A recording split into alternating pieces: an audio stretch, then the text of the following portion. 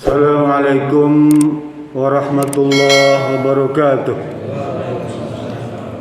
Alhamdulillahilladzi arsala rasulahu bil huda wa dinil haq liyudhhirahu 'alad dini kullih wa kafa billahi syahida. Hadirin jamaah salat zuhur yang dirahmati Subhanahu wa taala.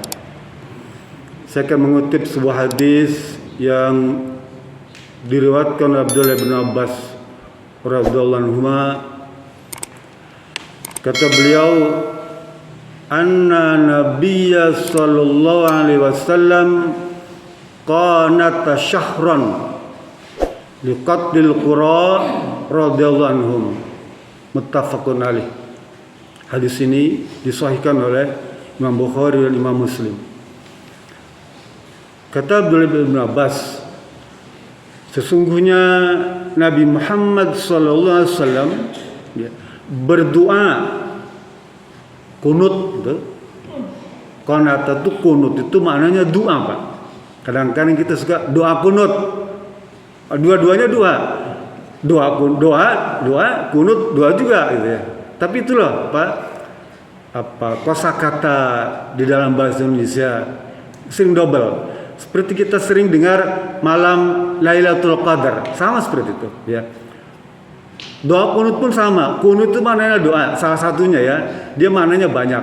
Tapi yang dipakai oleh Imam Nawawi, makna kunut itu adalah doa. Dia bisa berarti diam, bisa berdiri dengan tenang, bisa khusyuk ya. Tapi Imam Nawawi memilih makna kunut itu doa. Saya teruskan.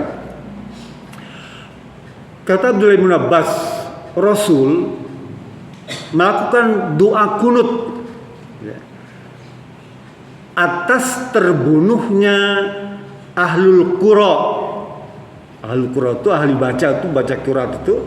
Tapi sebenarnya di zaman Nabi itu ahlul qura itu qari itu juga dia ahli agama. Ya. Kan orang yang pelajari Quran bukan hanya mampu membaca, orang Arab kan nggak perlu terjemahan, Pak ya. Dia sudah secara otomatis dia paham artinya. Artinya begitu dia baca Quran, dia langsung memaknai maksud tujuannya. Sehingga ahlul Quran itu disebutkan sebagai ahli agama. Ya. Lah hadis ini keluar ya, asbabul wurud namanya.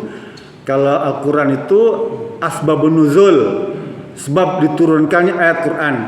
Kalau hadis asbabul wurud, sebab dikeluarkannya hadis, namanya asbabul wurud ya. Kata Imam Nawawi dalam syarah Muslim, Pak, dulu Nabi Muhammad SAW pada tahun keempat Hijrah itu kedatangan seorang utusan dari 4 suku, Pak. Dari Najd itu datang ke Madinah. Siapa mereka? Itu dari Bani Ra'il, Bani Zakwan, Bani Usayyah dan Bani Lihyan. Datang menghadap Rasulullah dan meminta agar sukunya itu, anggota suku itu diberikan pengajaran tentang Islam ya. Diajarin tentang Islam karena mereka mau masuk Islam. Yang datang kepala suku ya. Dia siap kalau sudah tahu Islam, dia mau masuk Islam semua. 4 suku, Pak, bayangkan. 4 grup ya. Nabi senang ya, bahkan dijamu tuh utusan ya. Diutus 40 orang. Dalam hadis lain disebut 70. Tapi yang kuat 40 orang, Pak. 40 ahlul qura. Ada yang menyebutkan 70. Tapi yang kuat 40 ya. Dikirim ke sana ke 4 suku tadi itu. Ternyata sampai sana bukan diberikan tempat yang baik untuk mengajar, malah mereka dibunuh semua, Pak. Dibantai. Itu pembantaian luar biasa pada waktu itu 40 orang dan disisakan cuma 1. Yang disisakan cuma 1 untuk memberitahukan kepada Rasulullah SAW ya, supaya lapor ke Madinah. Bayangkan betapa kejinya mereka itu, membunuh sahabat Nabi yang memang diutus untuk mengajari mereka, untuk mendidik mereka. Karena itu kalau sekarang ada ustadz, ada ulama, ada kiai dibunuh gitu ya, sebenarnya tradisi dulu begitu juga, Pak. Ya, banyak sebetulnya orang nggak suka dengan Islam, dia main bunuh ustadznya, pembunuh kiainya ya, banyak. Apalagi zaman komunis dulu ya, di Risto Madiun itu luar biasa tuh, para kiai dibantai habis tuh. Lah di zaman Nabi begitu juga ya, datang satu orang melaporkan bahwa sahabatnya 39 tuh dibantai habis, disembelih, luar biasa Pak, sadis sekali sampai Nabi menangis ya. Dan dari situlah kemudian Rasulullah SAW berdoa selama 1 bulan. Doa itu ya, pada setiap waktu, kata Ibn Abbas, mutatabi'aina fil dhuhri wal asri wal maghribi wal isya wal subhi. Doa kunut Rasul baca pada setiap sholat duhur, setiap sholat asar, setiap maghrib, isya, subuh, selama 1 bulan 30 hari non-stop berdoa agar Allah memusnahkan kekejian orang-orang Bani Li'yan yang membunuh sahabat Nabi itu. Nah, doa Nabi ampuh Pak. Amir bin Tufail, komandan 4 grup tadi itu, sengaja datang ke Madinah mau membunuh Rasulullah SAW, menuntaskan urusannya tuh. Dia juga ingin membunuh Nabi itu Pak. Tapi dalam perjalanan dia kena penyakit demam berdarah karena digigit seekor nyamuk, apa nyamuk yang sekarang itu Wakabia dia, nyamuk itu Pak, digigit, tewas dia dalam perjalanan. Juga yang lain-lainnya. Doa Nabi Muhammad manjur Pak. Nah, doa ini dikenal dalam kalangan Islam disebut kunut nazilah. Tuh, yang Bapak sering dengar istilah kunut nazilah ya, ini yang dipraktekkan oleh Rasulullah SAW selama 1 bulan, disebut kunut nazilah, sampai kemudian Allah turunkan perintah agar tidak mendoakan kepada orang-orang itu untuk dimusnahkan ya. Ada larangan sebetulnya, kita tidak boleh mendoakan orang sekalipun orang itu jahat ya, untuk dimusnahkan itu nggak boleh. Tapi kita doakan supaya diberikan hidayah, paham ya, supaya orang-orang yang jahat kepada Islam itu diberikan petunjuk. Bapak bayangkan kalau misalnya Perdana Menteri Israel itu masuk Islam, selesai ya, semua seluruh periwarnya masuk Islam, gak akan ada peperangan lagi gitu ya. Teruskan. Lah kunut nazilah itu memang disunahkan Pak. Kita disuruh membaca tuh ya, doa tuh. Kapan nazilah itu maknanya apa? Mara bahaya, bencana, musibah, penyakit, paceklik, itu nazilah namanya. Peperangan itu nazilah. Pokoknya mendatangkan kerugian, kesusahan, itu disebut nazilah. Oke, itu kunut nazilah itu doa untuk menjauhkan, menghindarkan mara bahaya, malapetaka, bencana, musibah. Namanya kunut nazilah. Kita boleh Pak melakukan praktik itu. Baik dilakukan sendiri maupun berjamaah. Berdoalah pada Allah Subhanahu wa taala. Karena umat Islam tidak punya senjata Pak. Umat Islam punya minyak dan muslim tidak Pak. Minyak bukan senjata ampuh orang Islam, tidak. Tidak punya. Amerika lebih kuat, cadangan minyak lebih banyak ya. Apa ikan hasil bumi, hasil hutan? Tidak. Umat Islam tidak memiliki kekuatan untuk perkara-perkara keduniaan, apalagi persenjataan. Yang kita punya hanyalah doa ya. Doa adalah doa ya. Jadi persenjata orang Islam adalah doa. Gunakanlah doa ini ya. Kalau kita ingin membantu orang-orang yang sedang diperangi, yang dihabisi itu, kunut nazilah ya. Kita mohon pada Allah agar dijauhkan penyakit-penyakit yang meresahkan di masyarakat, kunut nazilah. Kita agar terhindar dari bencana, kunut nazilah, baik sendiri maupun berjamaah Pak. Itu boleh Pak. Bagaimana bacanya? Bacanya boleh dijaharkan. Kalau menurut Imam Syafi'i dan Imam Maliki ya, dia mensunahkan Pak baca kunut nazilah itu. Imam Syafi'i dan Imam Maliki dia bilang sunnah. Kapan waktunya? Kalau Imam Syafi'i sebelum sujud yang terakhir ya. Jadi habis ruku' i'tidal tuh ya, dia baca di situ. Ya, kalau di kita praktek misalnya seperti itulah. Jadi setelah ruku ya, setelah ruku kita baca doa kunut. Tapi kalau Imam Maliki sebelum ruku dibacanya tuh ya, Imam Maliki sebelum ruku Nanti kalau Bapak bisa pergi ke daerah Afrika atau India tuh, ya, dia doa kunut itu sebelum ruku. Kalau di kita setelah ruku, berbeda itu. Tapi dua-duanya menganggap sunnah. Sementara Imam Hambali dan Imam Hanafi dia bilang nggak perlu, ya, karena itu sudah selesai, tidak dipraktekkan lagi. Sekalipun ada hadis dari Anas bin Malik mengatakan bahwa kata Anas bin Malik, anna Nabiya sallallahu alaihi wasallam mazala qanata fi salatil fajri hatta faraqad dunya. Kata Imam Anas bin Malik, sesungguhnya Rasulullah SAW selalu melaksanakan doa kunut, ya, pada setiap salat subuh, salat fajar, sampai dia wafat. Oh, kata Anas bin Malik. Dua-duanya para ulama seperti An-Nawawi menyatakan sahih. Sekalipun ada menyatakan dia tidak sahih. Baik maksudnya. Maka para ulama ahli sunnah tidak ada yang menolak hadis ini.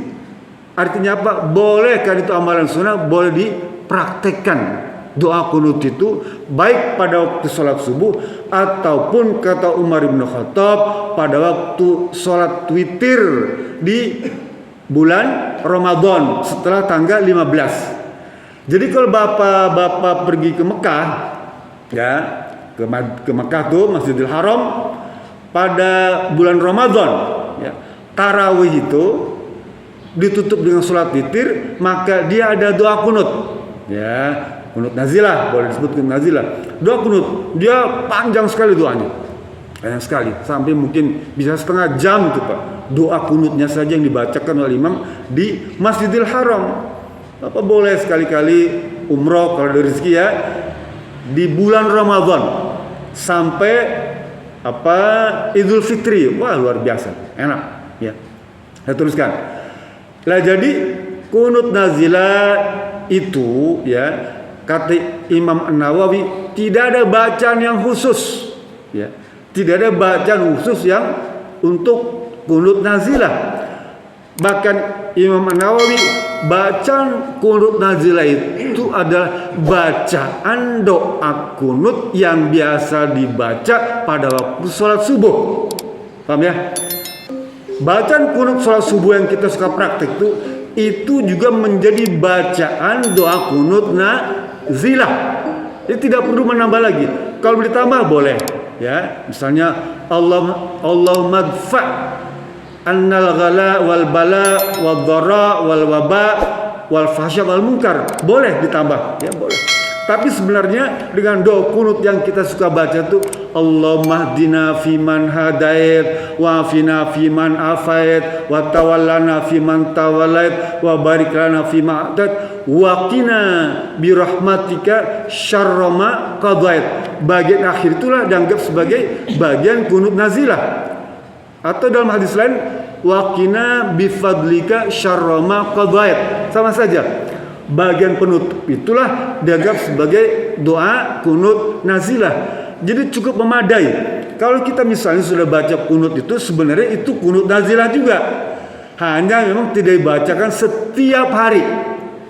Bagaimana kalau kita baca teks baru, ya, bikin sendiri, boleh aja, tapi harus dibarengin dengan kunut yang diajarkan oleh Rasulullah SAW tadi, Allahumma hdini fiman hadait tadi, itu dibacakan, baru ditambah dengan apa maksudnya. Misalnya Allahumma mansurna alal qaimul fi Palestin, boleh, tapi setelah dibaca itu dulu, ya, baca dulu Allahumma fiman hadait, selesai, baru ditambahkan Allah mansurna alal qaimil muslimin fi Palestin. Kalau single cuma Allah mansurna alal qaimil muslimin fi Palestin, maka dia tidak dijadikan sebagai kunut nazilah.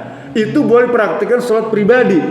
Bapak sendiri berdoa, ya, habis sholat itu Bapak berdoa tuh. Boleh. Selama-lamanya sholat-sholatnya Bapak berdoa, ya. Kemudian kata Imam Nawawi, ya, dalam Syarah Muslim itu, bagaimana kalau kita membacanya pada sholat-sholat yang sir, misalnya zuhur, asar, apakah dijaharkan sama seperti sholat subuh? Iya. Kata Imam Nawawi, sekalipun itu sholat zuhur, sholat asar, kalau kita baca doa kunut nazilah, ya, maka itu imam harus dibaca keras sehingga makmum boleh mengaminkannya. Tapi kalau sholat sendiri, cukup pelan-pelan saja. Ya, cukup pelan-pelan saja. Lah kenapa kok para ulama ya, terutama Imam Nawawi meneruskan sunnah Nabi Muhammad SAW untuk melaksanakan doa kunut? Karena memang tantangan umat Islam ya di dunia ini sejak zaman Nabi Muhammad sampai sekarang tidak pernah berhenti, Pak. Apakah kita melihat pernah berhenti musibah itu? Nggak pernah, Pak. Apakah pernah melihat perang itu berhenti? Nggak pernah berhenti, Pak. Terus perang itu terjadi. Apakah penganiayaan terhadap orang Islam itu berhenti? Tidak, Pak. Sampai kiamat tetap akan ada penindasan terhadap umat Islam. Memang begitu. Kalau begitu, doa kunut nazilah harusnya dibaca setiap waktu. Karena penderitaan umat Islam itu berlangsung terus. Ya. Oleh itu, para ulama menganjurkan untuk terus melaksanakan doa kunut. Ya. Lah kata beliau, kita nih Pak, kalau misalnya kita tidak melaksanakan doa kunut, membiasakan diri doa kunut, begitu ada musibah, ada bencana, ada petaka, kita bingung baca doanya, nggak hafal. Seperti seseorang ya berenang tuh, kemudian nggak berenang, nggak kelihatan renang tuh ya, tiba-tiba orang tenggelam. Waktu dia mau menolong orang tenggelam itu nggak bisa, Pak, karena sudah tidak bisa kemampuan berenang lagi. Contoh yang gampang, olahraga pingpong lah. Dulu dia pinter pingpong, lalu nggak latihan. Ketika ada pertandingan, ya mau pingpong dia bingung, kalah. Ya. Sama seperti doa kunut juga. Kalau tidak biasa dilatih baca doa kunut, begitu ada bencana dia lupa tuh teksnya tuh. Apa ya bacanya doa kunut itu ya? Ya. Padahal ada bencana di kampung kita, dan itu disunahkan kita baca doa kunut nazilah. Bencana di kampung kita, di desa kita, musibah di kampung kita, di desa kita. Tidak harus di luar negeri. Di kampung kita saja kita boleh baca doa kunut nazilah. Tapi kalau tidak terbiasa, ya lupa, Pak. Lupa caranya, lupa bacaannya, lupa bagaimana tuntunannya. Sehingga para ulama itu seperti Imam Nawawi mengajarkan, biasakan tuh, ya, biasakan baca doa kunut itu, agar begitu ada peristiwa, ada kejadian, kalian tidak kaget, tidak bingung, lupa bacaannya. Ya. Oleh karena itu saya senang sekali. Ya, tiap hari kita baca doa kunut nazilah. Pada setiap subuh sekalipun tidak 5 waktu, tapi cukup sholat subuh saya itu cukup memadai lah untuk memaintain, membiasakan diri kita agar kalau terjadi bencana, musibah, ya petaka, kita tidak kaget dan tidak bingung, tidak canggung untuk membacakan kunut nazilah. Semoga ini menjadi sebuah tambahan ilmu bagi kita. Kita diberikan kemudahan untuk memahaminya dan mengamalkannya. Billahi Assalamualaikum warahmatullahi wabarakatuh.